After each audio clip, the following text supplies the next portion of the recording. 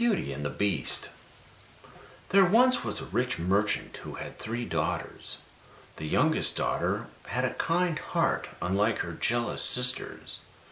She was called Beauty. Everything changed one winter when the merchant lost all his money and was forced to move into a little cottage.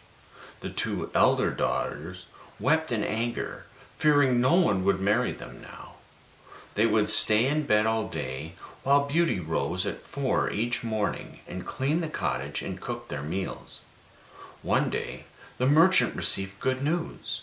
One of his ships had been found, which meant he would have money again. He immediately set off for town. "Bring me back a velvet cape," demanded the eldest sister. "And I'll have a silk gown," added the second sister.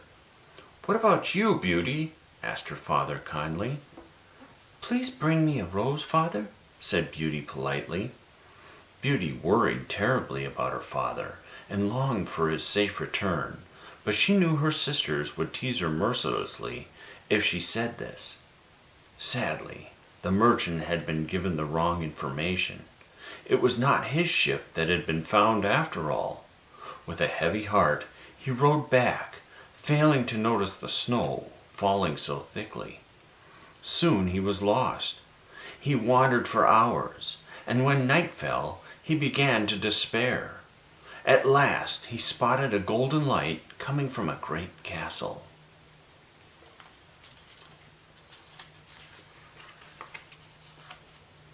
Pushing on the open door, he found himself inside a dining hall, where a fire blazed and a table was laid for one person. But there was no one to greet him. At last he said to himself, "I can wait no longer. Surely the kind master will pardon me if I eat alone." After a good night's sleep, the merchant set off. Wending his way through a scented rose garden, he was reminded of Beauty's request. As he broke off a single red rose, there was a thunderous roar, and a hideous creature appeared before him. "So this is how you repay my kindness," snarled the creature. "I saved your life, but you choose to steal the thing I love the most. You deserve to die." "Forgive me, Lord," begged the merchant. "I only wanted to pluck a rose for my youngest daughter." "Call me beast," snapped the creature. "I will spare your life if one of your daughters comes to stay with me, of her own free will. But if none of them agrees, you must return within 3 months. With a sad heart, the merchant agreed.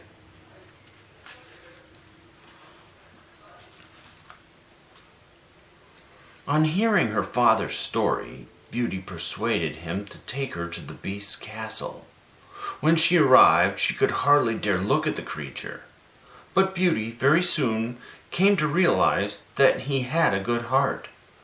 One evening, as he joined her for supper, the beast asked her, "Do you find me ugly?" And for the first time, Beauty looked at his face. "Yes, but you are very kind," she replied honestly. The beast seemed pleased by her answer, and suddenly asked if she would be his wife. "No, beast," she replied simply, and the beast let out a painful cry. As the time passed, Beauty came to enjoy her life at the castle. She had everything she needed. As a sign of his love for her, the beast gave Beauty a magic mirror to show her what was happening at home. One day, as she looked into the mirror, she saw her father was ill. "I must go to my father," she told the beast. "If you let me leave, I promise I will return." Heartened by these words, the beast agreed. "Take your mirror with you," he said, "and remember, if you do not return in 1 week, I shall die of grief."